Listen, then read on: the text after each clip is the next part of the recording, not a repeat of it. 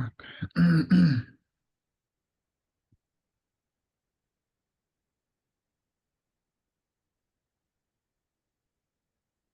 Hello, everyone.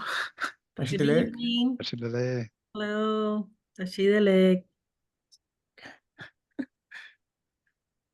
Shall we start or wait for? No, yeah, can start. Whatever you like, Lama. It's okay if you'd like to start. That's fine.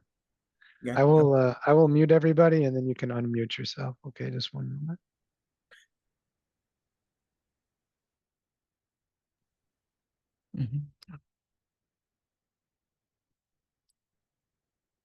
Okay, let's start with our prayer.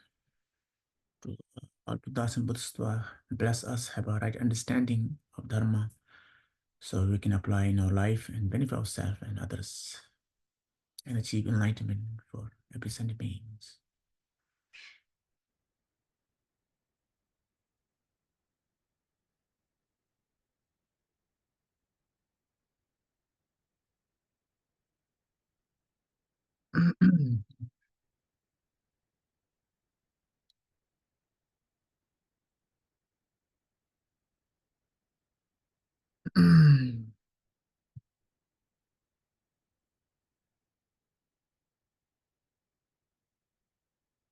So as we learn the advice of the Master Ngulchu Thome Sampo, where he mentions, and also so many ancient masters mentioning that, or to be dharma practitioners, there are only three types of dharma practitioners. And if we are not one of them, then we cannot call ourselves as a dharma practitioners. Yeah. So we have a lower dharma practitioners, we have a middle dharma practitioner, and we have a highest dharma practitioners. Now, what kind of what do you call it? What kind of quality required to become a lower dharma practitioners or first step dharma practitioners, the lowest ones, is concern for next life. Understand that, oh, I have everything in this life, but my life is shorting every day, and I have to die one day. And even I die, life doesn't end there, and there will be next life appear. And what kind of life I will have next depend on this life karma. So I should not attach to this life. I should do something good with my life, so I will born again as at least as a good human being in nice family, nice environment where I can cultivate practice. Yeah, this kind of concerns is this kind of thoughts require to become the lowest dharma person who have thinking about next life, who don't want to born in lower limes. Okay, this is the quality required to become a lowest dharma practitioners. Middle dharma practitioner, as I said before, yeah, middle dharma practitioner require the thoughts or concern for even a born next life in heavens or good family in human life, but there will be a problem again. And it's not a real solution, freedom from sufferings. No matter which part of samsara I will be born, there will be sufferings. So I should do everything must do to achieve nirvana, the freedom from suffering, the total freedom from suffering. I should not born again in this world, which is a part of suffering, which has a lot of suffering and problems. I should make myself free from this samsara, which is a part of suffering, which has a lot of sufferings. Yeah. This kind of thought or concern needed to become the middle class of dharma practitioners. Okay, if this needed, yeah, the quality. And became the order to highest dharma practitioners, which we call the Mahayana Buddhisms, yeah, the highest ones. Order to be highest, you need to consider for next life. You need to consider for not to born in samsara again. And you need only making oneself free from samsara is not good enough, because there are so many infinite number of sentient beings who are sufferings.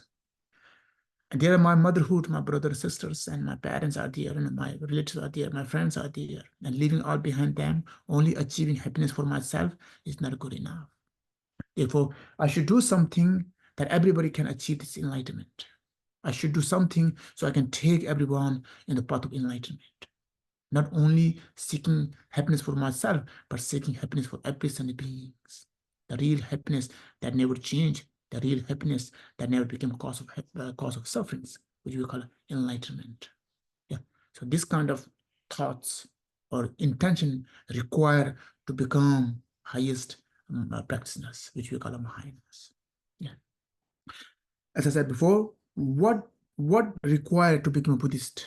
Or once you have a refuge, when you take a refuge in Buddha, Dhamma, and Sanghas, and follow the all vows, all disciplines, yeah, then if you have already received the vow and you following the disciplines that make you Buddhisms.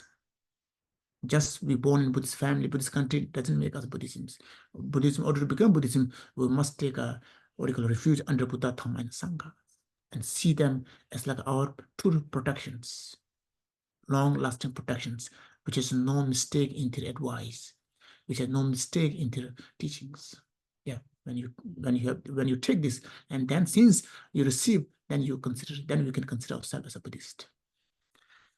What make a Theravada master? Let's say Theravada, yeah, we have like a Theravadis, or let's say middle class. To require to, no matter where I born in this world, in this life also has a suffering, and no matter which part of samsara I be born, there will be sufferings. I should make myself free from suffering. In order to suffering, I must need renunciations. I must need a wisdom that see the reality of no self. Okay, in Sanskrit, anatama, yeah, no self, the ultimate truth of no self. I must discover that to achieve the freedom from samsara for myself. I cannot make other all free. It's not possible for me. So I should do all kind of practice to achieve freedom for myself, at least. Okay, I should make myself free from attaching towards samsaric pleasures. Okay, this kind of thoughts required in becoming a Theravada masters. That what make it Theravada. In Tibetan, we call Theravada member. Theravada, yeah. Or let's say lower vehicles. Yeah, small vehicle. What make Mahayana now? The Nathas we call it Mahayana, yeah. It's a bodhichitta. So now today we are talking about the 10th verses, yeah. In the through book, it's about the bodhicittas. Okay. So this before the bodhicitta, one must need thought of the renunciations, understanding of renunciations. One must have a real understanding that my life is ending every day. I'm near to death. And this is where next life comes, which depend on this life karma. Yeah. So these three are not opposite to each other. Actually, these three are the steps. That's what Master Atisa teach us in Lamrim. These three are. You cannot think about freedom from samsara if you have no worry about next life. If you don't care about next life, you don't care about hell, you don't care about to born in lower realms or not, yeah. Then it doesn't. You cannot. If you have no concern about next life, then renunciation cannot be born in you. And without renunciations, you cannot have a bodhicitta. Without renunciation, you cannot have a great love and great compassion.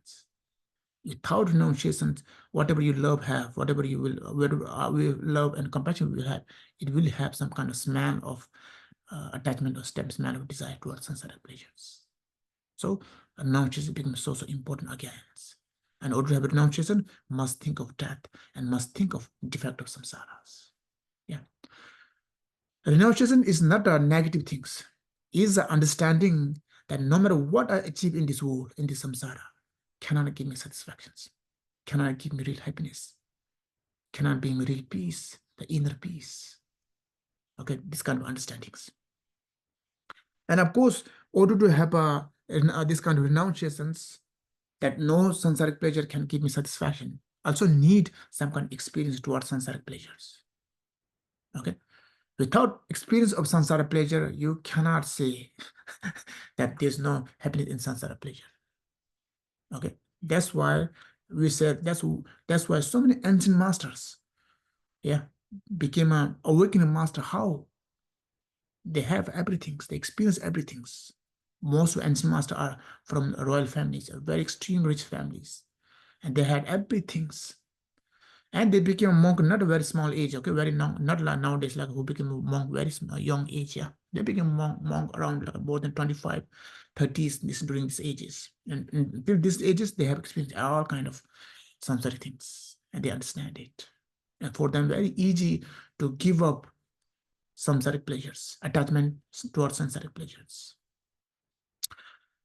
So this kind of renunciation can have, because we experience all type of different type of samsaric pleasure, and you understand by your own experience that, oh, often now I have experienced many things, and which experience of samsaric pleasure give me satisfaction?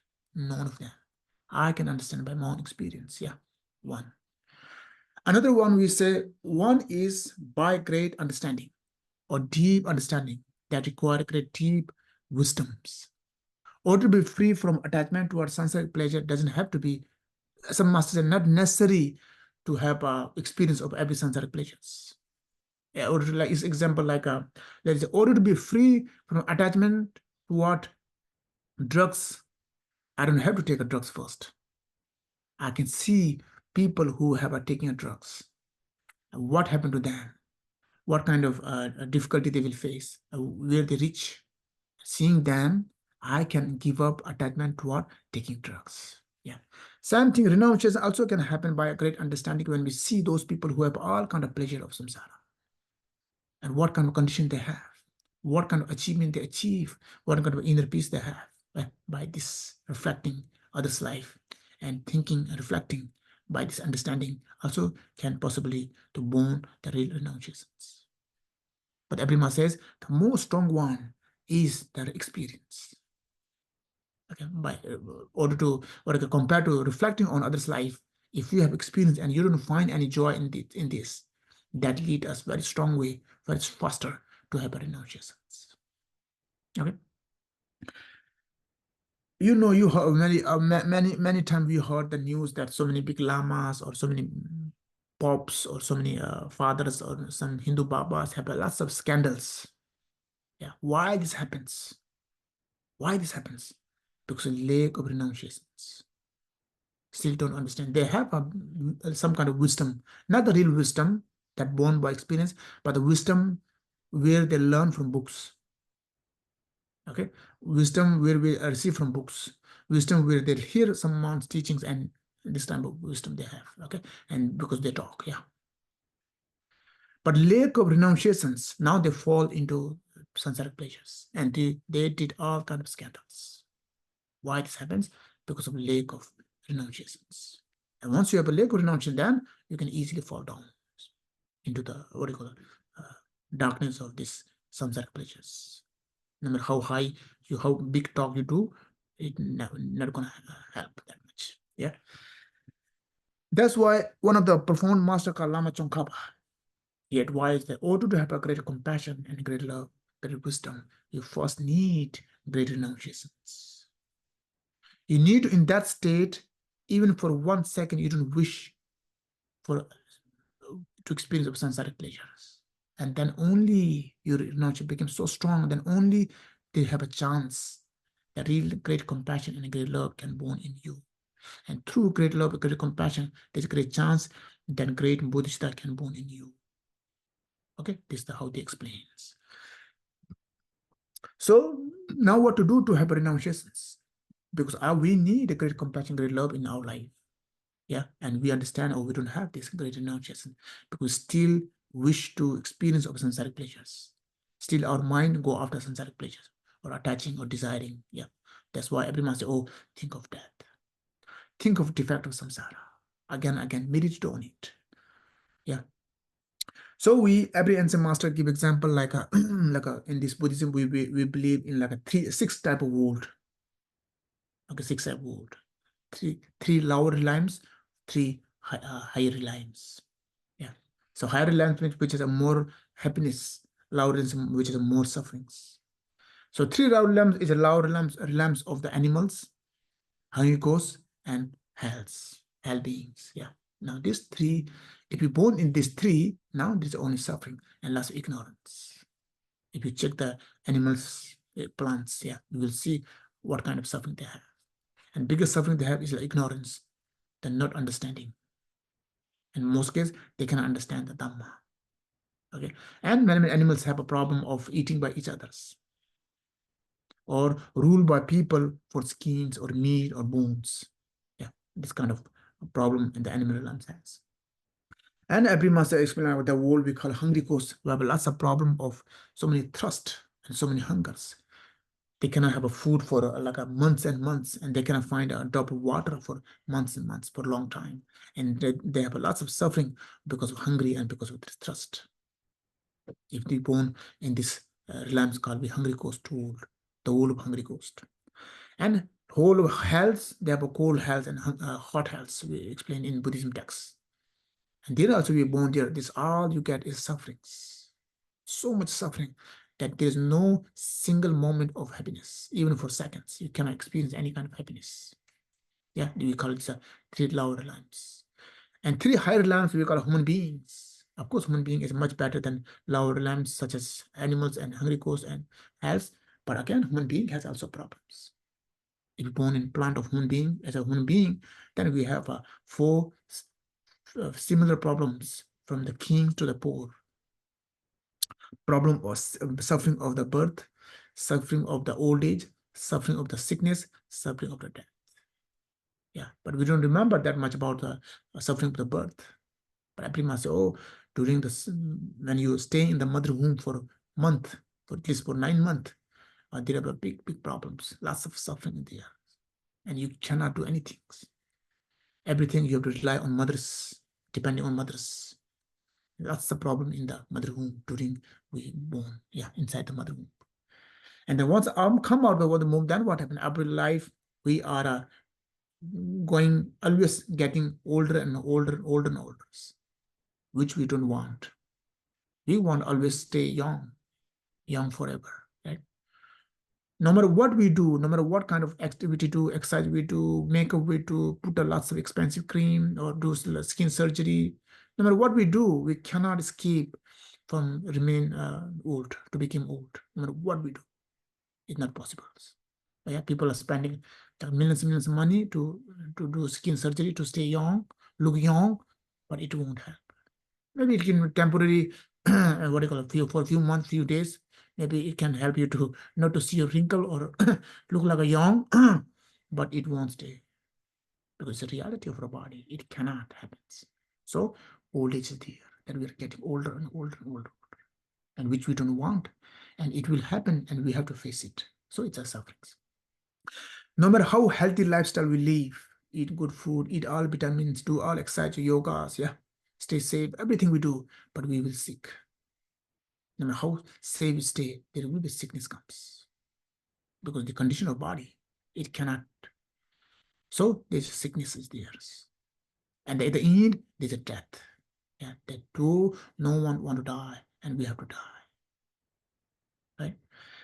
So this forced suffering is common once you're born in a human being, or even are born in a human being next life, there will be suffering of this birth, sickness, old age, and death, which is painful. And then many things in our life that we want so much, doesn't happen, not comes in our life. Many things we don't want in our life, but it keep coming. Things that we don't want keep coming. Things we want not coming. Yeah, this is the one of the problem also in human being, human life. So now the master will reflect on these things. You look at the suffering of human beings, and then you look again, then you will think, oh, born on human being is better than born in lower realms, but it's also not a good place to born as human beings because they are just suffering problems. Yeah. And then in Buddhism also we explain about even if born in heavens as a god or demigods, there is a problems. They have lots of pleasure life, a happy life than compared to us. They live a thousand life. They have no problem like us. They don't have a problem like a sickness or birth or old age. They stay always young, okay, in the heaven according to Buddhism. Very much similar to Hinduism also, like stay always like 16 years old or like 20 years old, always young, and stay long thousands of years. They don't die. But after that, finish the karma that make them born in heavens. Once the karma finish, limit finish like a visa. Okay, visa to stay in heaven. Okay, once it finish now, they fall down all the way to the hells, lower lamps. So no matter how long they stay, how many thousand years they stay, but at the end, they have to fall down, lower lamps, to that born in the hells. Because too much pleasure, they forgot they have to one day die. Too much indulge in pleasures of samsaric things, right?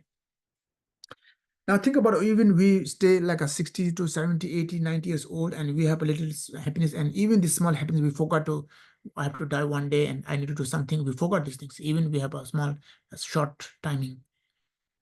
And those heaven people, those who live in heaven, born in heaven, they live 1,000 years. And they have a lot of pleasures. Of course, obviously, they will forget the pains, that they will forget that they will have to die one day. Yeah, think this way. Yeah. So that's why Master Ensima said, oh, reflect which part of samsara you will be born. There will be sufferings. Even human born, you want to born in royal family next life, you want to born in wealthy family, you want to be beautiful family. Of course, it's going to give you temporary happiness, but it doesn't stay lost. Even you born in a royal family, you do not stay always royal. Yeah, you have to die one day. You can escape to become old. And there's lots of problems. No matter how wealthy, how powerful you be born next life, there will be problems. Why? Because you are born in the part of samsara. So everybody must say, oh, think about it. Reflect again, again, again. More you reflect again and again, think about again and again, then what happened? You feel, oh, not to born. This place is not to be born again. I should make myself free from the cycle of samsara. Because this higher reliance have a pleasure and happiness, but this happiness and pleasure doesn't stay last. And most of us, this became a cause of sufferings. At the end, it stay away, or it's a fade away. Yeah, disappears. So I should do something. I should do with my life to achieve that happiness, that freedom, which never come back. Freedom from suffering that never come back again. Okay, this kind of thinking, keep thinking about the fact of samsara, give us chance to have renunciations. And when you have renunciations, then you have great have compassion that you see, oh, the way I experience samsara pleasure and I run after samsara things. At the end, I couldn't get anything in my life. All I have outside things, I have a big house, big car, all things. Inside, no happiness, no satisfactions. I understand now. And you look at others who are doing same as you did before. Now you feel compassion for them. Oh, they are making mistakes same as me that I did before. Or they're thinking they will find happiness if they have a big house and big amount of money, popularity, fame, names, power. But they are wrong. You understand, but they haven't understood it yet. So they're doing same as you did before, yeah, as we did before, making some mistake. Now you see them, what happened? You feel compassion for them because you understand walking in this path, they won't get anything at the end. They will leave empty-handed from this world. So you have a pity for them, or you feel sad for them, or you feel compassion for them. See, renunciation is the seed that make us have a great compassion in our life for others. That's why everyone must say, oh, in order to have a great compassion, you must read renunciations. Without renunciation, you cannot have a great compassion and great love. And without great compassion, great love, you cannot have a bodhichitta. So bodhichitta means now you understand what to do.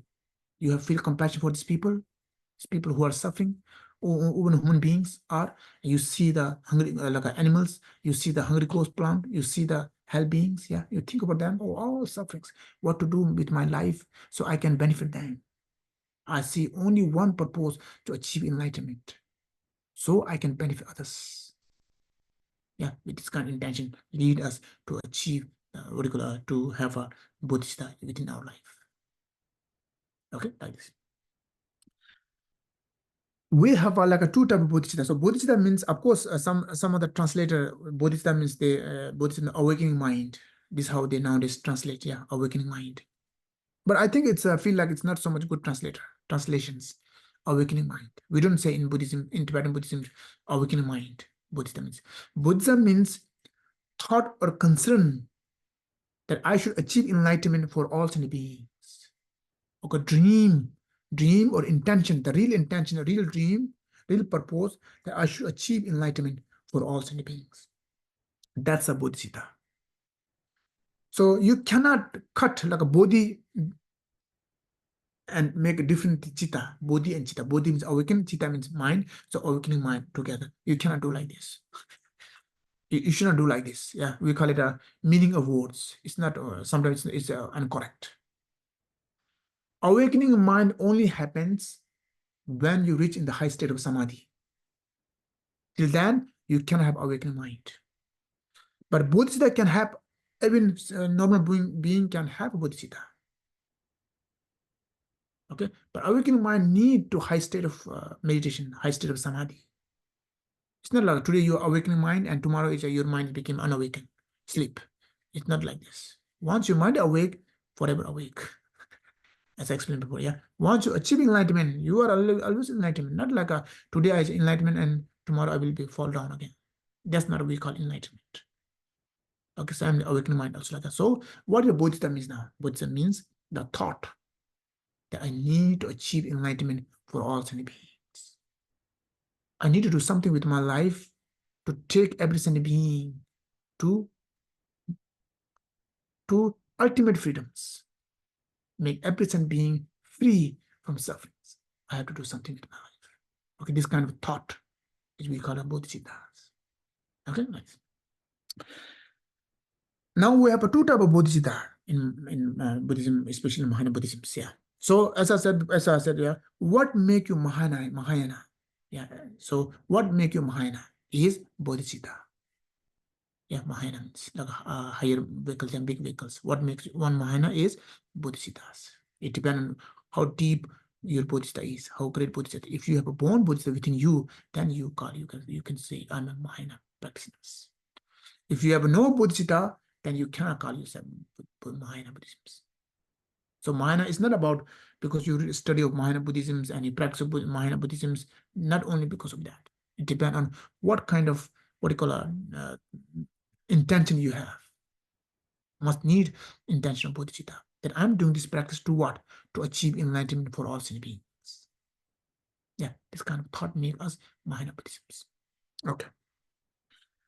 In bodhicitta, we have two types of bodhicitta. We call it convincing bodhicitta and ultimate bodhicitta. Okay, convincing bodhicitta and ultimate bodhicitta. Convincing bodhicitta is some kind of promise, some kind of vow that you take from master or you take by yourself. Okay, sometimes master advise and some master advise you should go to some master to take a vow of bodhicitta. And you must do something and you have to repeat from him, yeah, and he will make you understanding first what a bodhisattva is, and after taking bodhisattva, what you should do and what should not you do, yeah, this kind of discipline he advise you. And after a few things, you have to do some chanting, okay, you have to repeat after master, and then these things, then you can receive the bodhisattva, then giving the vow in you, be giving the refugee vow. Okay, one way you can receive from master the bodhisattva, the convincing bodhisattva. Another way, if you don't find any master nearby you, now you can think, I'll get a picture of Buddhas and Bodhisattvas and some offer butter lamp, incense or fruit flowers, yeah. And then think, I'll Buddha and Bodhisattvas in from you. Now you're taking in from them this promise that no matter what I do, any good deeds or any kind of practice, I will do to achieve the enlightenment for all sentient beings. Now all Buddhas, Bodhisattvas witness, you are my witness. Okay, present of all Buddhas and Bodhisattvas, I take a bodhicitta. From now on, you are the witness of mine. So from now on, I take a bodhicitta. Yeah, we have also some kind of process how to take bodhicitta by oneself also. Okay, if you don't find any master, but if you find a master, then of course better to go to master. If you cannot find hard, then better to take by oneself. Yeah, this way. Okay, this way we can have a convincing bodhicitta. We can get it from others. Okay. Ultimately, bodhicitta, no one can give us. Ultimately, bodhicitta, you cannot get by reading some books or chanting some books or some process of outside process, like chanting some, yeah. Ultimately, bodhicitta must born in us through meditations. Ultimately, bodhicitta is experience the ultimate truth. Because of great compassion, now we meditate, and this meditation have given us experience of ultimate truth. We call it the emptiness of experience of emptiness. Okay, experience of emptiness. When you're born in experience of emptiness, then that's what we call the ultimate bodhicitta. Because of that great realization of emptiness, also became a cause to have a great compassion and great love for every sentient beings. Again.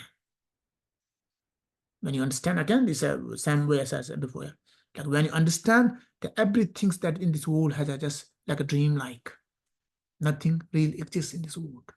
Everything is like a dream. But you have experienced it. But these people who are following into it, they haven't understood yet. And you feel again, they are trapped of appearance of samsara. Again, you feel compassion, you feel love, you feel concern for them, you feel sorry for them.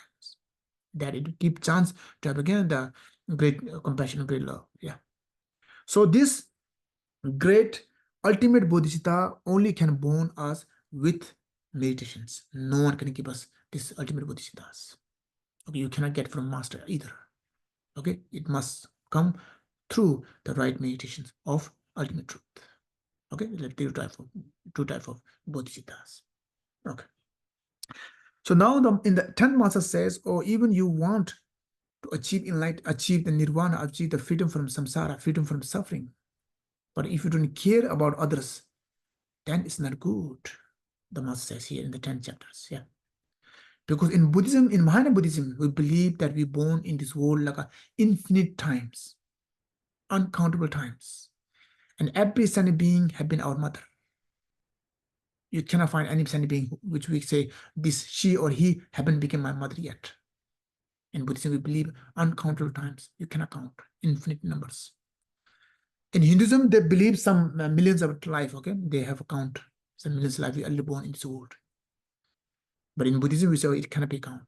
It's uncountable, infinite in number, infinite to infinite. So it means in Mahayana Buddhism, we say every sentient being have been our mother. And when they have been our mother, they have assigned care for us, the way this life mother has given.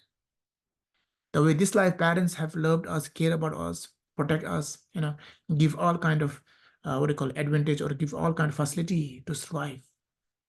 The way they care, the way this life mothers care to us, protect us, feed us, yeah, give us, did all kind of greatness to us. Same thing every sentient being have done when they were our mothers. Okay, this kind of teaching again comes in the Mahayana Buddhisms. So it means, oh, every sentient being have been my mother. Now I understand. So only looking for my freedom from samsara, my freedom from suffering, oh, not good. I cannot leave behind my parents. I cannot leave behind my mothers. This time has come that I should return what she have given me. Okay, I should do reply. Giving back. Yeah, till kindness. That understand they have been my mother, and when they become my mother, or they have done so many good deeds. Now my time comes that give them the real protection, real freedom from samsara, real freedom from sufferings. Yeah, this kind of concerns. So in Mahayana Buddhism, now you understand every son being your mother, now only looking for your liberations. Oh, it's not good. It's like your mother is so hungry in the street, begging for food, and you go to fancy restaurant and eating fancy food. And your mother is begging on the street. How can you enjoy that food when you understand your mother is begging on the street? You cannot. How can, if you enjoy, it means you have no heart. Understand? You are becoming a little stone. So in Mahayana Buddhism, oh, only looking for liberation for oneself is not good enough. It's not good at all. Because infinite motherhoods are sufferings. You need to think about that also. Okay? That's why we say, oh, consider for all sentient beings. And every sentient being carrying the Buddha nature. Every sentient being inside, they are pure, perfect, and beautiful. We cannot define sentient being by their looks, their colors, their languages. Because their language, their color, their actions are not their reality. Because their reality is their Buddha natures, their ultimate truth, which is beyond the body and the mind, which we call Buddha nature, which is always pure, perfect, and beautiful. What the different Buddhism? What is the different Buddha and Buddha? What between Buddha and us? Every much of Buddha and us different is Buddha is like a gold without mud. And we are the gold with mud. That's the only difference. But no matter how thick the mud is, it cannot destroy the purity of gold.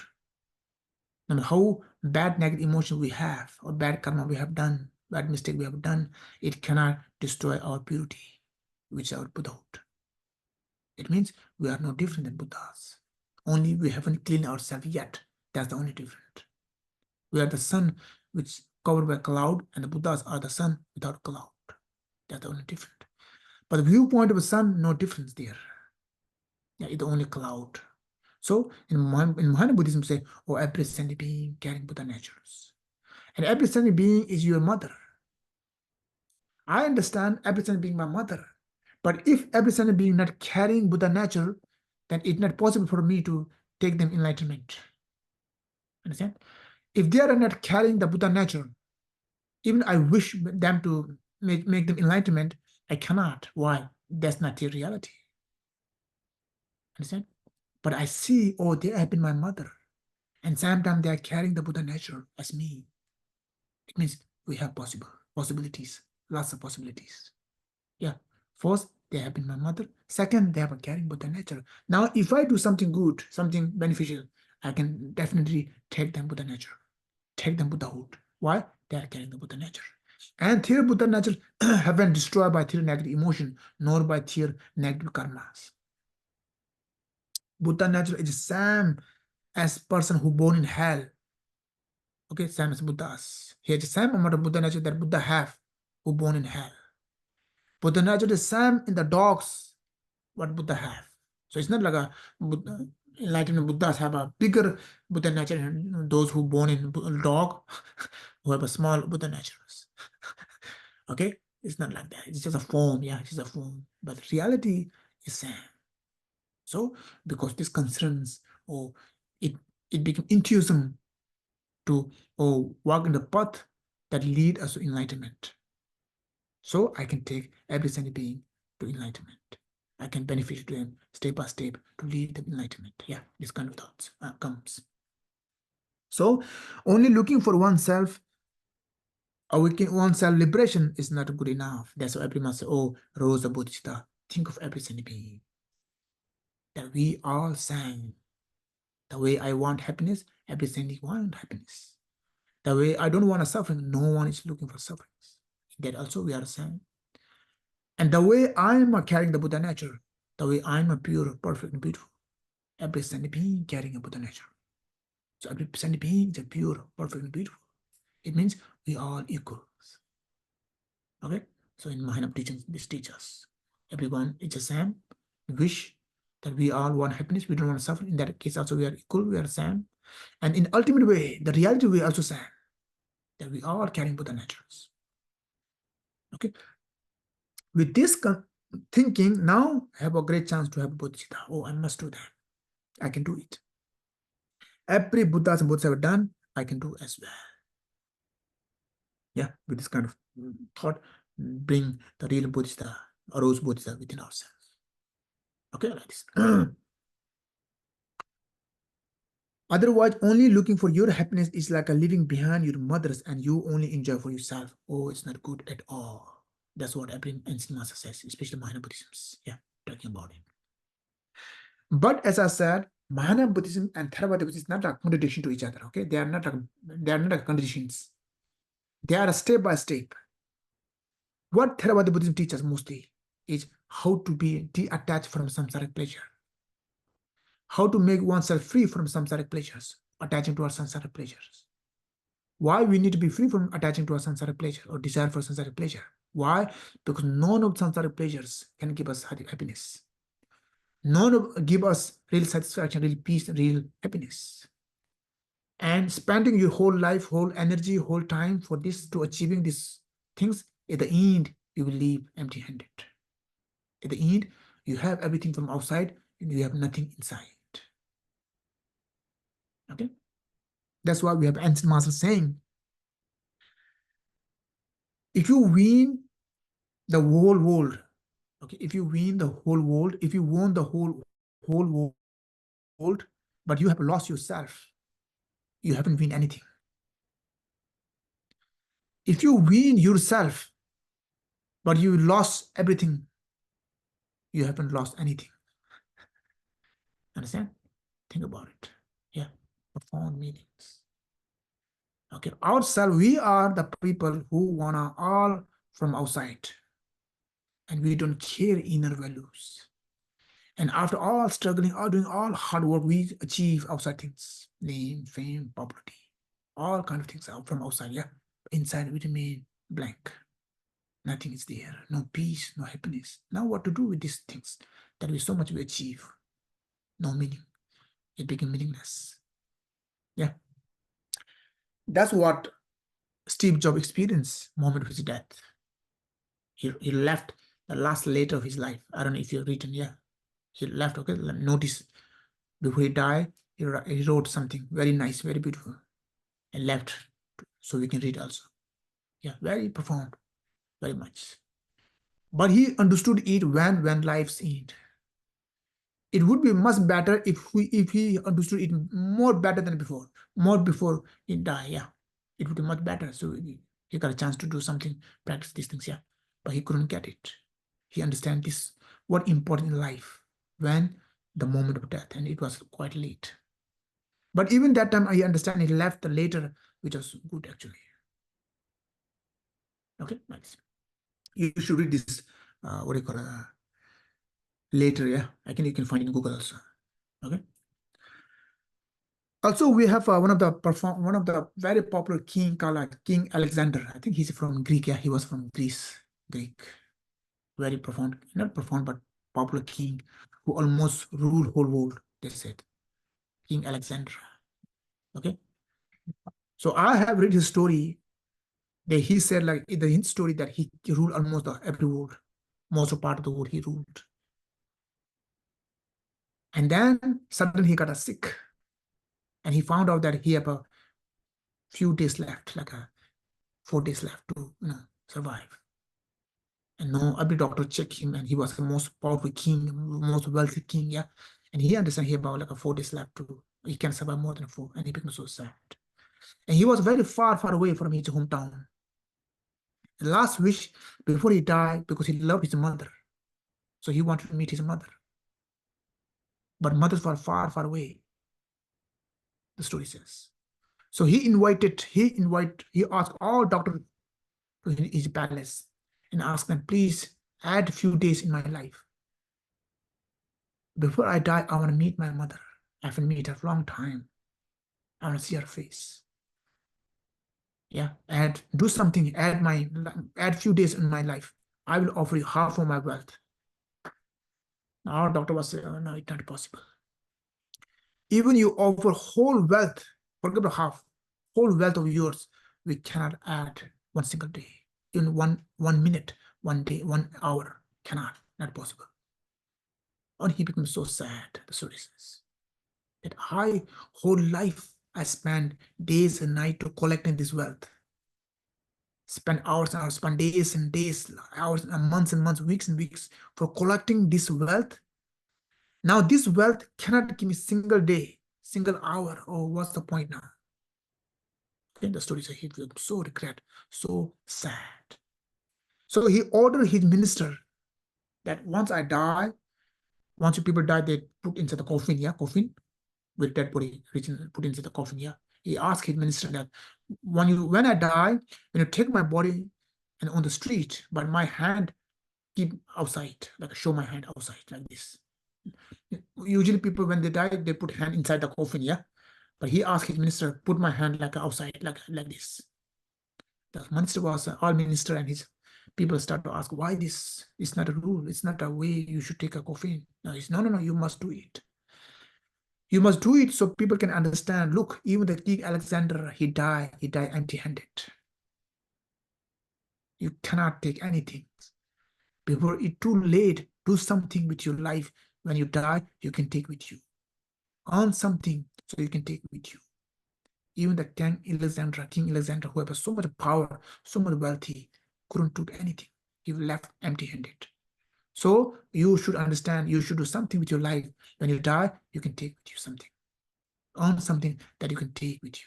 Yeah, he said that. And it's a very profound teaching. Okay, nice, yeah. So in Theravada Buddhism, they put out more about renunciations. Yeah. And after you have a great renunciation, then you come to Mahayana Buddhism. Or let's say it doesn't have to Mahayana, but after you come to have a renunciation, then you start thinking about the bodhichitta now.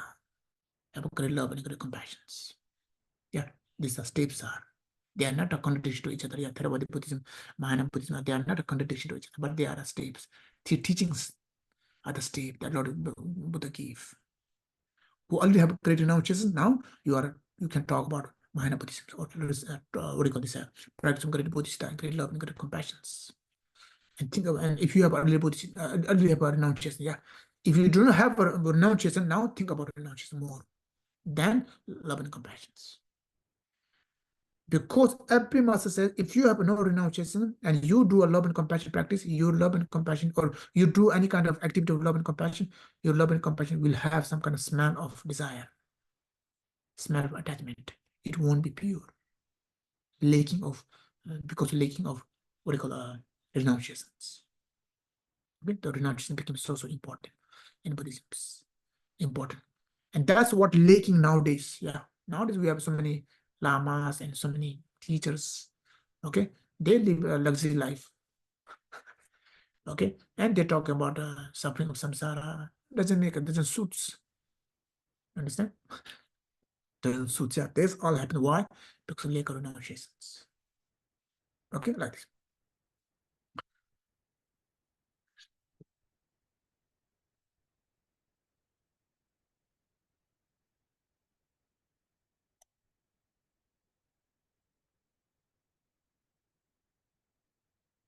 Now the 11 is about exchange. Yeah, after having a bodhichitta, after you're thinking about that, you consider for all sentient being is most important to achieve enlightenment, or achieve enlightenment for every sentient being through bodhicittas. With this understanding now, what you to practice or we call it genuine exchange, which we know as a Tonglen. Yeah, which is an act of great love and great compassions. Yeah. Once you have a great love and a great compassion within you, then the exchange we call a Tonglen can happen. That you take suffering of others and you offer your happiness. Giving, offering your happiness and giving and taking others' suffering also happens because of great compassion and great love, where you understand, oh, when your love and great compassion became unconditional love, unconditional compassions. Yeah, most of our love and our love is like mostly our love is conditional love. Most of people that we have. Our love is, oh, you love me, and then I will love you. And if you stop loving me, I will stop too. So very much like a business. I give you, you give me too. If you stop giving me, I will stop too. Very much the conditionings. But when ancient master and Buddha and Bodhisattva, this master said, when love and compassion, they are talking about unconditional love. No matter what you do to me, I will keep offering my love and compassion to you. Because I understand, I find my happiness in your happiness. I find a suffering in your suffering. It means your happiness is my happiness, your suffering is my sufferings. Okay, this kind of concern or thought happens through because of great compassion and great love. Yeah. This type of love, this type of compassion is not about controlling others, that we person that we love. Our love is mostly when we say, I love you, we want the person that we love, we want to control him. We want him or her act according to our wish. When we say, I love you, so we want to control that person. Yeah. But here, when we generally exchange love and compassion, your unconditional love is like because I love you now, I'll become your servant. I will offer you all kind of happiness and I will take you all sufferings. Yeah, that means unconditionals. One, our like what do you call it? Samsaric love is mostly like controlling the person, that one love. Okay. Love or compassion, the ancient master advising is surrendering oneself to the person that you love. That's totally different. The love samsaric people have, or they understand, is love. Even they say, I love you. Even that love you means they want to control that person that they love. They want him or her to act according to their wish, controlling them, being a boss of that person that they love. Yeah. Now, when the ancient master says they love, it means they want to surrender to that person they love. It means if they love every sentient being, now they surrender themselves to the every sentient beings. So every sentient being suffering is their suffering. Every sentient being's happiness is their happiness. Yeah. Now making sentient being happy is the only way to achieving the happiness for them. Okay, because this understanding, this way, they can have real genuine exchange. We call it Tonglens. Yeah, on a Tonglen practice. So the practice of Bodhisattva is to make a genuine exchange of one's own happiness and well-being of all the suffering of others. Now you take a suffering of others and you offer your happiness.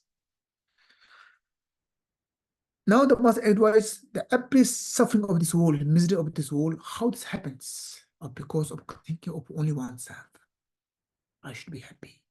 I should be better than others. I should be happy. I should be more wealthy. I should be more powerful. I should be more happier than others. Order to achieve my happiness, even other had to be suffer. That's fine. But I must be happy. I should be happy. Order my happiness, even I have to destroy others' happiness. That's fine. That's okay.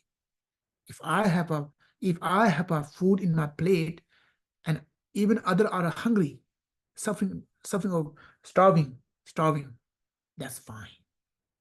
Order to have a food in my plate, even others have to starve, that's fine. Yeah, this kind of thoughts, we call it ego thoughts. When you think of lots of you are the better than others, you are the important than others. Okay, because this kind of thinking is a cause bring all kind of misery in our life. We call egoistic mind. You're thinking that you are better, you should be treated better than others. All kind of miseries come through because of this ego state of mind. All kind of high state of awakening, such as Buddha and Buddha, how this happens? Through concern for others, or others are important. Okay, others are more important than me. Therefore, I take out of compassion, I take others' suffering, and I offer my happiness to others. Okay, right. But when we say others, who these others are? Is this the people who live in Africa? Or very far, far away in Himalayas that we never known them, we never see them, we never have got a chance to talk to them? Is this are the other people's are? Who the others are? Others are nothing than in our family members. I am here, my mother are here, my father here, my brother here, sister here, my relatives are here, my neighbors are here, my country people are here. You don't stay with people who are far, far away, who live in Africa or Himalayas, yeah? You deal with who? Day-to-day life. Your neighbors, your family members, your brothers, sisters, they are the others. Help others doesn't mean go far, far away, going to Africa, okay? It's surrounded by you. You haven't make love with them. You haven't have a compassion for them. You never offer your great compassion, great help to them. And we are talking about have a compassion for every sentient beings. That's a joke. It won't have. It doesn't work. That's the reason every master advise practice of compassion. Force yourself, for then your parents, then your relatives, then your enemy. This is how it goes. It doesn't say you have compassion. Think about some people that you've never seen.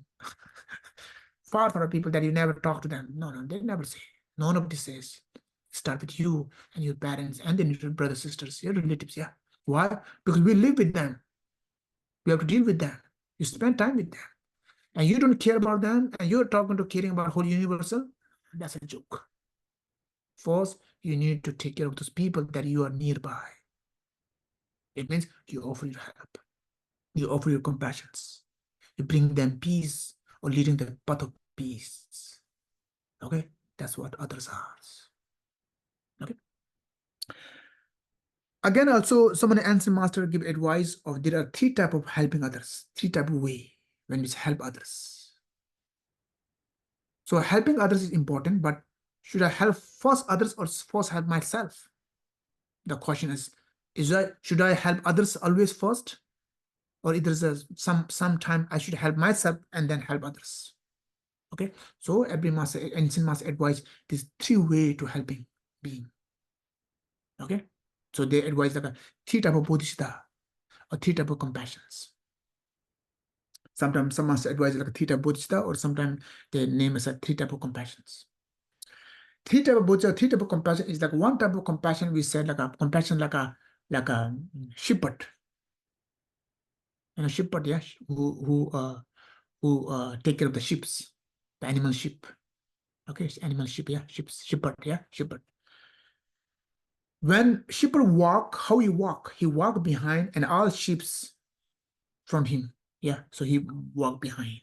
He let go all sheeps and then he walk behind every sheeps. Okay, one compassion like this. It means you help others first and help yourself. One kind of compassion. Okay. One kind of compassion is like a king's man, the master says. Like a king's. When the kings walk, ancient time, okay, when kings walk, how he walk? He walk first, and behind his bodyguard, his minister, and his people walk. First, he walk. Compassion like a king means first help yourself, and then help others. Okay, first help yourself, and then help others. Like a compassion as a king, man, king, yeah. And sometimes advice like a compassion as like a boatman. Boat is like a boatman, yeah. When we need to cross the river, we need a boatman, yeah, with boat. And we sit in the boat, and boatman also sit in the boat and he ride the boat. So it's not like a boatman say, oh, take a boat and you ride by yourself, yeah. Not like this, yeah. We stay together. The boatman and we stay together and he took a boat, yeah, and cross the river. It means we have to help each other in same times. So it means you need to check circumstance. Which circumstance, which situation is more better to applying which kind of compassions? Helping him first or helping myself? Or help together is a good timing? Or help him first and I can help later myself. Depend on what kind of situation is there. Okay, like this. These also becomes also important again. Okay. So the practice of all Bodhisattvas, so that's why we general exchange of practice we do this with Tonglen, yeah. Our purpose, of course, our purpose in the end, we can directly take out the suffering and give us our happiness. But we haven't reached that state yet. Now what to do? Now we need to do this certain practice in the room. Okay, sit in the meditation positions and then do a Tonglens. Where you some master advice for this color, okay, but some master it's not good, it's distract your mind. So just think, when you breathe in, may all suffering of sentient beings belong to me. I take all suffering of sentient beings. Breath out, I offer my happiness and the cause of happiness to all sentient beings. Yeah, this kind of practice we call a Tonglen practice. Very profound practice, very secret practice, and very beneficial. There was a TV, I think still going on, yeah, Good Morning America. I don't remember this guy name. Okay, Harish something. Harish, he's an anchor. Yeah, anchor. Yeah, he practices Tibetan Buddhism and he teaching this Tonglen practice to the live in the Good Morning America. And he also find is very much helpful. First, he thought he was like scared because taking a suffering and giving happiness sounds a little scary. Okay, but it's not. It sounds scary because we have lots of ego. Till now, we want happiness of others and we want suffering to give others. Yeah. Now we are doing opposite. We want suffering and we give happiness. Understand? Till now, we took a happiness of others and give suffering to others, lead us only suffering. At the end, only sufferings. Now we changed. Buddha and Bodhisattva did what? They offer happiness. They took us sufferings. And reach where? Reach to enlightenment. And what we did take happiness of others and giving suffering to others. And remain in the samsara again, still samsara. Still in misery, still in the darkness of samsara, still in sufferings. So now exchange. Now we try what Buddha and Bodhisattva have done. Let's try. Yeah. Now, okay, Tonglen practice. Taking sufferings of others, offering happiness. Okay, like this. This is what happens when you give happiness to others. Your own happiness became a multiply, blooms, became bigger. Your happiness became bigger. We're thinking like if I offer happiness, my happiness became less, and I'll have to remain with suffering. This is what we're thinking, yeah. But opposite happens. When we offer happiness to others, when we make others happier, we become more happier. And when we make others free from suffering, we find a joy, we find a peace. When we find a peace, when we experience a peace by making others free from suffering, this kind of peace, this kind of joy, you cannot buy it in the market. No matter how much money you spend, you cannot have this kind of experience of joy, experience of peace, where you make others free from suffering and seeing happy face. You find some kind of joy in you, okay? This kind of joy you cannot have in market. That happens through why practice of Tonglens. Offering happiness, dignity, or suffering. And when you see by you offering this person now free from suffering and he's so much enjoying life, so much bliss, so much peace, so much what I call pleasant insight, peace insight. Okay, that's the law, eternal law. Giving others happiness is the only way to make ourselves happy. Thinking less and less about death lead us into the life which has no death. See, opposite. We do not think about death. We do not think about life, and at the end, we reach in the death only. Ancient master think about death, made on death, yeah. And they find a life which has no death. That's what an ancient master, one of the master called Milarepa, he said, like, too much thinking of death day and night, too much meditation on death day and night. I reached in that state where no death can reach. How this happens again? Looks opposite, contradictions, but this is the law, this is the way. Giving happiness to others, taking others' suffering is the way to finding real happiness in life. It's the only way to making this life meaningful as well. That's what ancient master says. And making others happiness, making others happier, making free from suffering from others, yeah, to others, making free from suffering to others, and you find a joy, you find a happiness. It cannot compare. This kind of happiness cannot compare to samsaric happiness. Okay, you cannot compare the peace, that's joy. You can have it. Okay, try it, then you will understand. Yeah, like this. So after this, so we have like a three type of compassion, three type of helping, serving others. Okay, whether you should serve yourself first and then others second, yeah, or in the circumstance you should serve both together, or you can serve others first and help yourself later. Depend on what kind of situation there are.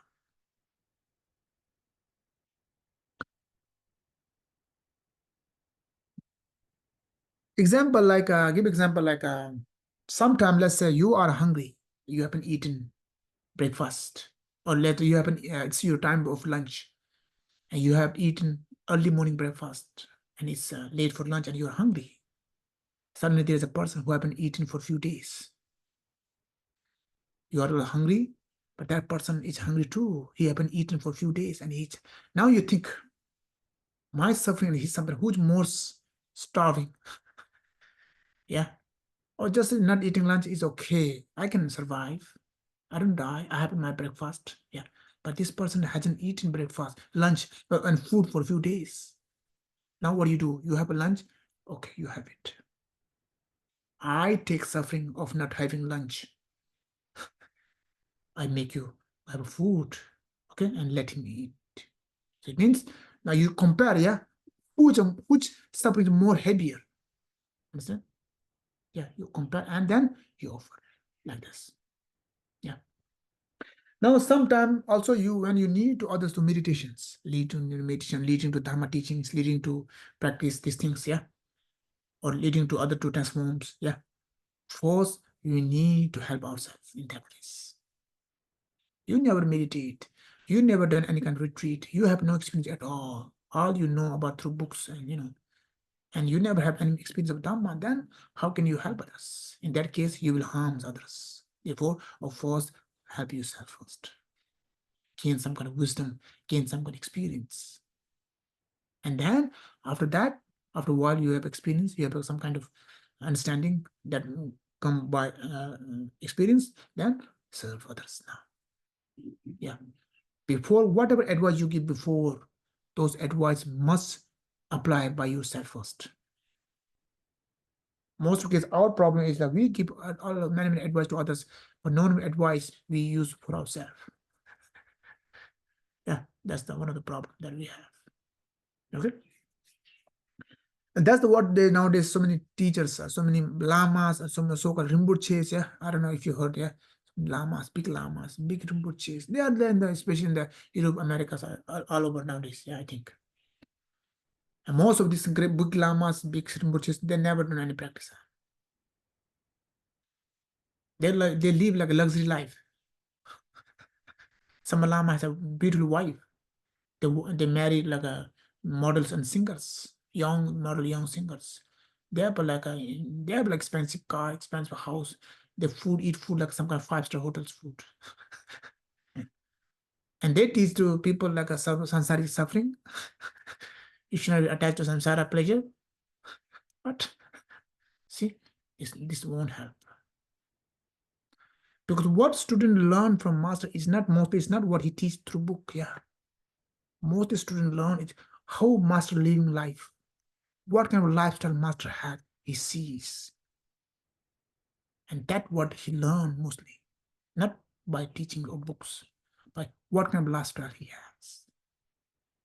You live like straight life and you're talking about samsaric suffering, do not attach to samsara. What is this?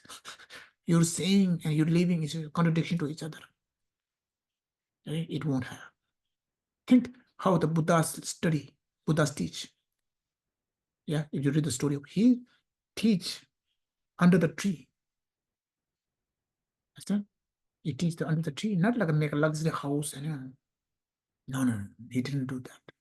Happy and master, how they did. They have a very, what do you call it, very poor conditioning of retreat homes with the retreat. Yeah, and they teach. And then when the real student go to him, they inspired by how my master living like this. Whatever he's saying, he applying in his life, I can see it. Why is he taking his lifestyles? And that influences us more to Dhamma. Okay? That's very important. Yeah, like this. This all happens because of, as I said before, yeah, lack of renunciations. Lack of renunciations. Okay, we will stop here today and then we will do maybe a few minute break and then come back to the meditations. Okay.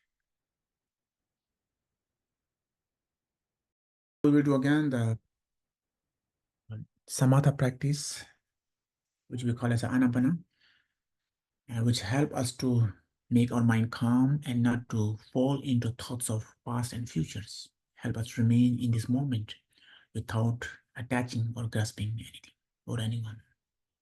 Okay, so we start by counting the breathing 21 times. After counting breathing 21 times, keep focusing on the breathing, how it goes in and how it goes out. Just remain with breathing. Have a real awareness. When it goes in, will it touch?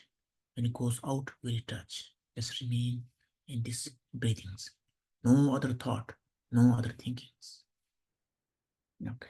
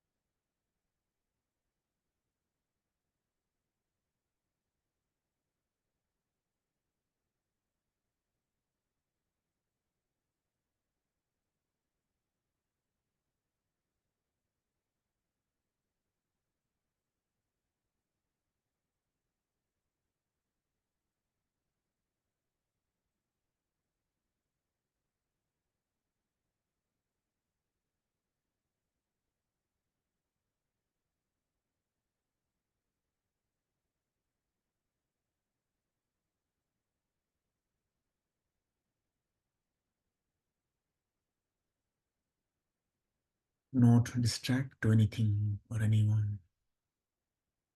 No thinking of future, no thinking of past. Remain in this moment by focusing on the breathing. Breathe in, I know I'm breathing in. Breathe out, I know I'm breathing out. Do your best to remain with awareness of breathing. Only you and your awareness toward breathing should be there. Everything, anyone else should disappear.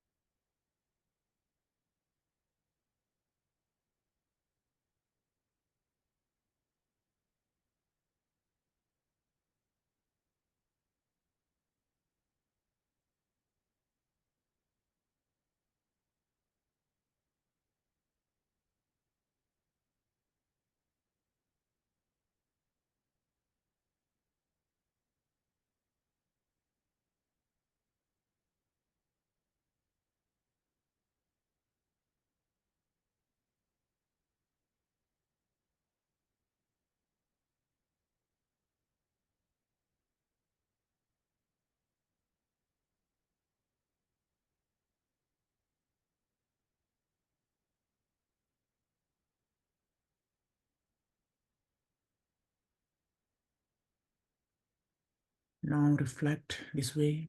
I have a life. I'm alive. I have everything. I have everything, but it won't stay forever. I'm alive, but I will not stay alive forever. I'm processed to death. I'm every day near to death. No one can stop to death. Once I die, life doesn't end there. I will be born again. What kind of life I will have depend on my life karma, today's karma, this life karma. Likewise, what kind of tomorrow I will have depend on today's karma, today's actions. What kind of life I will have in future, in next life, depend on this life karma. I want to make sure that I will not born in animals, hells, or hungry ghost. I must protect myself to born in loud limes. Therefore, I must give up all wrongdoings and cultivate right doings, right actions. I must make sure that I be born again, at least one being with right environment, with nice family.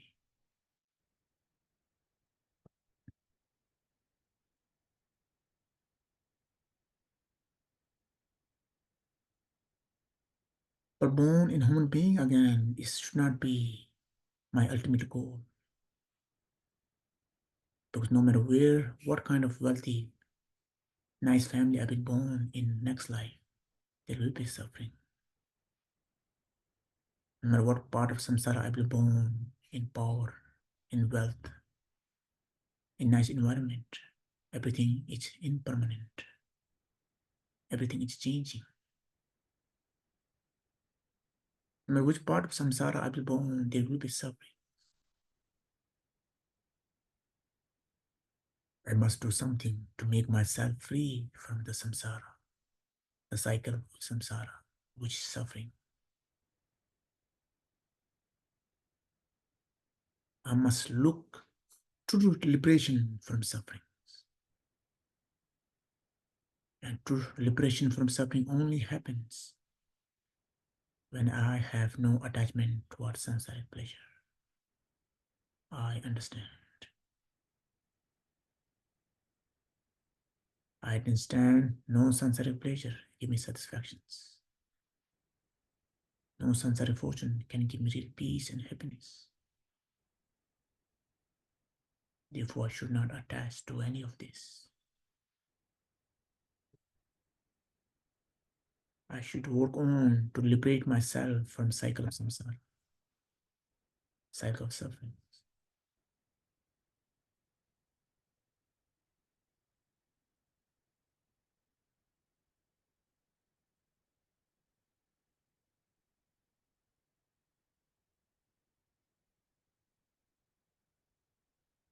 But only looking for liberation from myself, also not good enough. How can I leave behind my parents, my brothers, sisters, my peoples, sentient beings? As I understand, every sentient being has been my mother.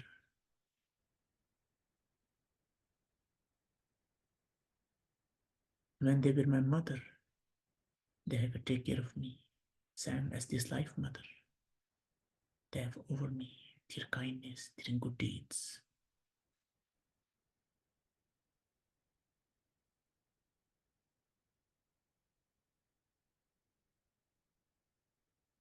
Oh, I must do something with my life to benefit every sentient being that I meet in my life. I should not think only for my liberation alone.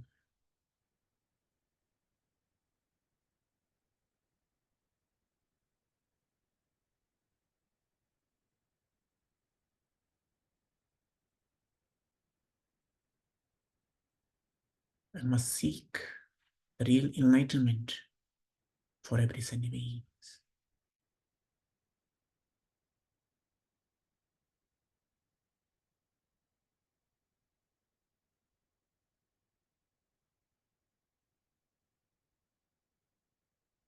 Achieving enlightenment possible through only practice of great love and great compassion and great bodhichitta.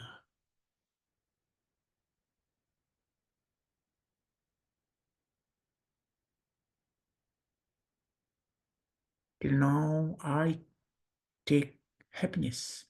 I offer suffering to others. Because of these reasons, all misery I have till now. Now I exchange, I follow the path of Buddhas and Bodhisattvas. I will offer my all happiness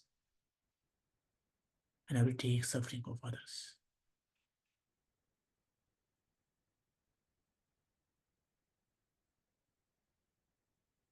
Now breathe in. All suffering of others belong to me. Breathe out. All happiness of mine belong to others.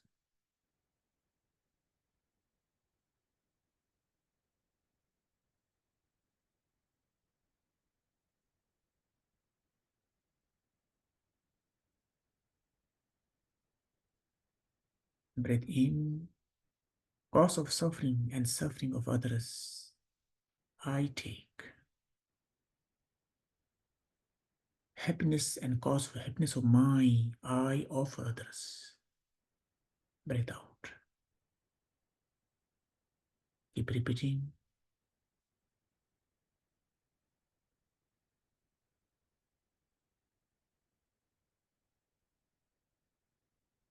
Take a deep breath and think, I take all suffering and cause of suffering of others. And take deep breath out. I offer my happiness and cause of happiness to others.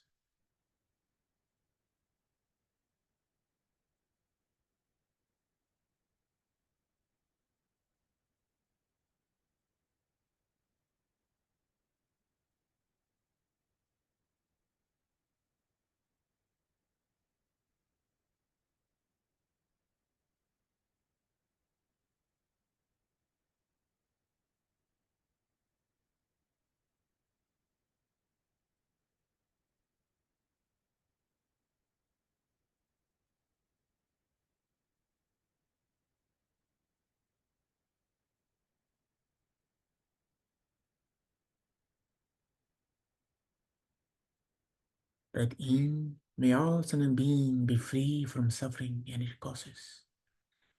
Breath out, may all sentient beings find happiness, peace, and its causes.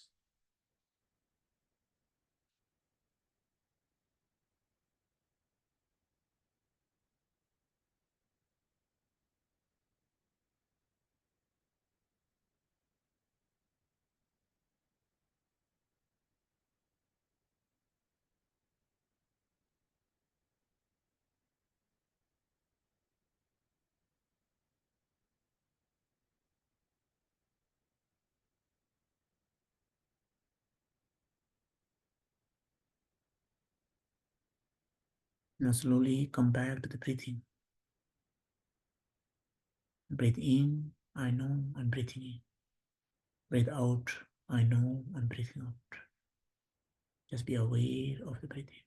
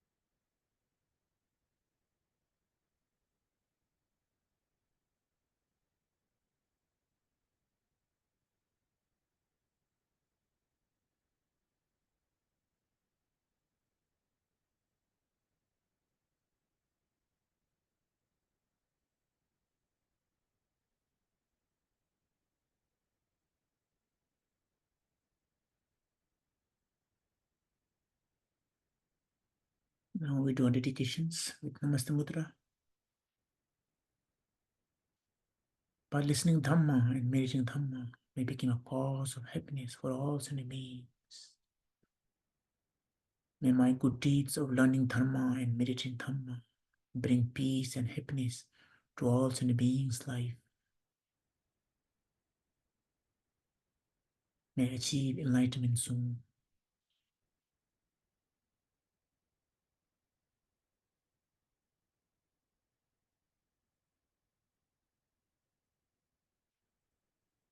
Okay, thank you.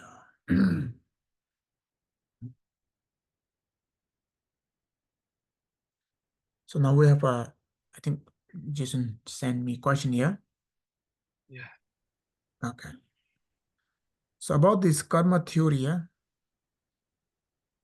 Yes. it's about the karma is like we have like a individual karma.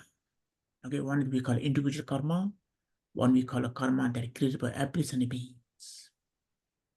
Yeah. Karma doesn't mean, let's say, the person is suffering. And of course, he's just suffering because he's karma.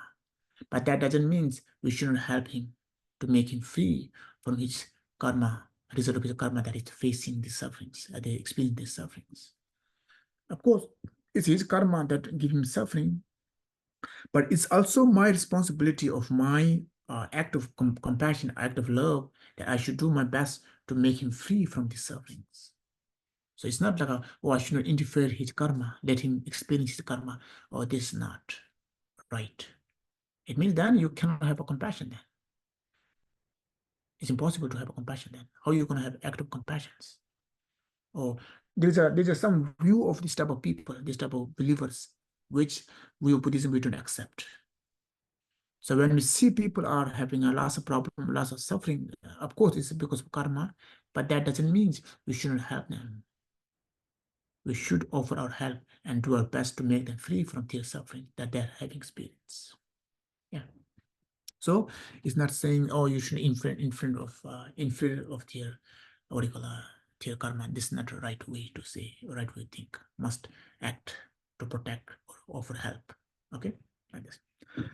And of course, sometimes because of our karma, so many natural disaster happens, like earthquakes, or sometimes big floodings, or like example, like a global warming. How is global warming happenings, which cause every year big type of floatings, landslidings, killing thousand people every year. Yeah, how this happens is karma of our karmas. If this happens, how? Because we didn't care about how to save this plant, how to save these natural elements. And we did something that harmed this natural element, harm this plant. Because that karma, now we are facing the global warmings. Actually, whatever we have done, some of the master and some of the instant, not instant, but thinker from West also saying that whatever we have done, like making a car, making a plane, making a big company, everything we have created, we have invented, actually became a cause to destroy our plant. Somehow, somewhere. We thought maybe we can make a car and flight so we can reach faster. But we don't understand, invented by that, we will also harm this plant. But later or sooner, it became a cause of great, disaster, natural disasters. That's what happens. So now this global warming, who's responsible for it? We are. We did this. We cut the trees. We make lots of industries, companies, make so many things, cars, planes. These are all things which is harming to the natural elements. That cause became a lot of earthquakes. So many things happenings. That's our karma. Okay, karma doesn't have to be past life karma. Okay, some of the people have this misunderstanding that karma means past life karma. No, karma means this life karma also can karma. Yeah, like a few years before karma, few days before karma, or few hours before karma also can keep us suffering right here. Karma means actions. So in past few years before, we have done something that now we are facing the problems. And this facing a problem because of past karma, which we had done few years before, few months before, few weeks before, few days before. Yeah. So when we earthquake happen also because of our bad karmas. We have done something wrong with these natural things. Okay, that cause us bring these problems, bring these sufferings. And sometimes we also mentioned by so many ancient masters, like when people are lacking of good karma. Okay, when lacking of good karma, when bad karma becomes so flourishing, then this natural disaster can happen also.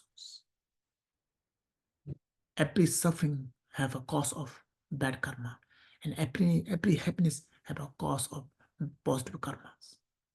So when people lacking of good karma, then this cause can happen. So as Lama Tsongkhapa said, like because our karma, this also mean that we have done something, we couldn't save our plant, or didn't think about our plant, how to make it safe, how to keep it safe. That's why we face this natural disaster sometimes. So nothing to blame, no way to blame. We have to blame to ourselves. We have done this beautiful plant in these ways. Like something like this.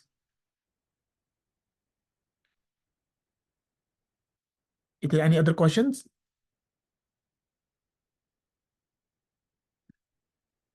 No, yeah. One question. Yes. When we practice Tonglen, Yeah. can you hear me okay? It's clear? Yes. Okay. When we practice Tonglen and we develop compassion for sentient beings, and then sometimes there's so much suffering, Mhm. and it makes us our heart feel sad. Yeah. And I've heard some practitioners, they can become a little bit depressed, little uh, their mind becomes very, very sad. Yeah. Is there do you have guidance about how practitioners can practice compassion but not become so sad? Yeah. Sometimes becoming sad, we don't see as a negative in Buddhism. Sometimes some sad, some suffering is a great cause of great happiness, great joy. So sad is always not some kind of negative or suffering we see as some kind of negatives. So many ancient masters says, maybe they said like they advise like maybe dharma practitioner looks sometimes more sad than samsaric people who really do dharma practice, okay, who really do day and night dharma practice. This seems like more suffering, more sad than samsaric people who don't care about dharma, who all enjoy. So what's the difference then? Now, the sadness the dharma practice have, the suffering that the sadness or this sadness feeling that dharma practice have, it leads to where? It leads to great awakening, great happiness. It's the sadness, it's the darkness of before morning happens. Okay? Before the sunrise, before the morning happens, there's a darkness happens, they said. So, in order to achieve this happiness, you must cross this fire of sadness. Yeah. So, of course, some practices feel sad. Even you can feel some depressions, fall into depression. Not in the depression like a that depression, but feel like a sad feelings there. This sad feeling is not because of you sad as a samsaric way, because I don't have a house, I don't have money, I don't have a good girlfriend. Not like because of this sad. You're sad because these people are suffering.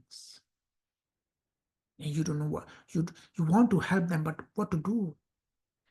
See, this kind of sad is a good quality. It increasing your compassions. It keep you provide to have more concern for others, because your sadness is based on others' problems. You have your own problem, but you don't care about your problem. All you care others' problems, other sufferings, and you feel sad about them. So this sadness is we don't see as a bad thing or not negative things. We think it's a seed to grow great compassion, great love. And it seed, this kind of sadness lead one to the great happiness where no shadow of any sadness remain.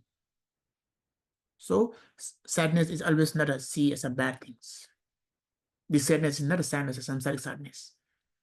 Yeah. You happen because of no good job, no good girlfriend, no good family, because of this sad. No, not like this. Samsaric sadness is more concern for themselves. This kind of sadness is concern for others. Oh, others are suffering, others have problems. It would be very better that if you have to find happiness and they feel free from sufferings, but they are still sufferings. And concern for others, you feel suffering. It means you have lots of great potential to have a great compassion in you. It means still your heart is soft. Your heart doesn't have become like a stone or iron. Still there is a chance to shape it. Some people have no matter what other problem, suffering, yeah, they don't have any feelings. They can still enjoy while seeing people are suffering. They don't feel. They already became like a stone, already became like some kind of iron. No possibility to change now. But seeing others in suffering make you sad means, oh, still you have a soft heart. Still you have a compassion alive there. You haven't become a stone. You're still alive. Yeah. So in Buddhism view, we don't see sadness sometimes in negative ways. Yeah. So keep doing practicing. When you become too much sad, sometimes come back to the breathing exercise. Yeah. And do some other practice. And go back again and do love and compassion practice. And if you mind so much thinking of this sadness of bring lots of depression, this sad too much coming, then stay in calm, just focus on the breathings. Yeah. Chant some sutras or Buddhas and Bodhisattvas. We have so many nice texts or nice instruction by ancient masters. Always remain in joy. Yeah, this kind of instruction they have teach us. So think of those advice help us to free from this too much depression also. Okay, but as I said, yeah, at some time, not most of the time, real dharma person can be seen more sadness than samsaric people or those people who don't practice. Because real dharma person has to deal with his emotions. He has to fight with his own negative emotions. And fighting with own negative emotion is the most hardest thing in the world. It's easy to defeat whole world, okay? Ruling the whole world. But it's so difficult to rule your own mind. So dharma person is a journey to rule his own mind, become master to his mind. So he can be free all negative emotions. So that's a more harder journey. And there will be suffering, of course. There will be problem also. It's not going to be easy. That's why every ancient Jain master says, dharma practice is for brave, not for the coward, who take responsibility. I will fight and I will never give up. I will face all kind of sadness or sufferings to achieving this enlightenment. I will face this darkness of sufferings, darkness of boredom, darkness of lonely, to achieve that enlightenment. Yeah, one of the songs of Milarepa where he said he was in the practicing the thick jungle in the Himalayas of Tibet. Yeah, one of his songs said, "Oh, I miss my friends. I'm in this thick jungle. There's no one is here. I miss my friends. It would be so nice if you were there here with me, or I were there with them. I want to talk with my teachers. I want to talk with my parents. No one is here. I feel to talk. I feel this boredom time to time. But still, I understand this boredom is leading me to liberations. I must face this darkness, boredoms, darkness with these pains. Through that only I achieve the enlightenment. So I take this boredom, this sadness in me to find real joy, real peace, real happiness. Yeah, his songs. So it's like a song. Okay, so it's not always like a negative. Thank you so much, Lama. Also, Okay. when Yes, please. just one thing, when I felt sad in the past from Tonglen, in my mind, I thought the only way to save sentient beings is to become Buddha. So I have to keep practicing. That's the only way is we have to become a Buddha, right? Yes, that's also yes. Yeah, Right. that helped my mind before. Yeah, That's good. yeah, yeah. Thank you so much. This is very helpful. Thank you. Okay. Thank you. Okay, so I'll see you next time, yeah? On the Thursday? Okay, on Yes. Thursday. Yes. And then on Thursday we will have a class. And then from 10th February, I will leave go to Bangkok till 13. I have a flight back to Nepal. So 10 to 13, I cannot have a class. Okay. Maybe one day we will miss, yeah. One day we'll miss. But this coming Thursday, I will have one meeting, one class. But 10 to 13, I will be busy in Bangkok, and then 13 I have a flight. After that, we can have a class. Okay. That's one week from now. So I think next week We will have. I have when you return, then I have to leave. I fly also. So I think next week, Tuesday, Thursday, we will cancel. Yeah, next week. I can tell everybody next week no class. Then we Okay. will the following week we will continue. Is that okay? Yes, yes. We will meet in this coming Thursday. Yeah. And then 2 days after, from now. yeah, 2 days from now. And then later, once other week, we will cancel. Yeah, we'll take next week off. Then the following week continue. Yeah. Okay. Okay. Yes. Okay. So no class on the 12th, but we will come back on the 19th. Yes. Yes. Something like this. Okay. Yes, correct. So the 12th and the 14th, we will be off. Okay. Off, yeah. All right. Yes. Okay. But Got it. Thank but you. this coming Wednesday, which is The 7th. the 7th, we'll be having class as normal. Okay. All right. Okay. Thank you. Thank you. See you on Thank you, Thursday. Lamala. We Thank you. appreciate Bye. you. Thank you so much. Take care.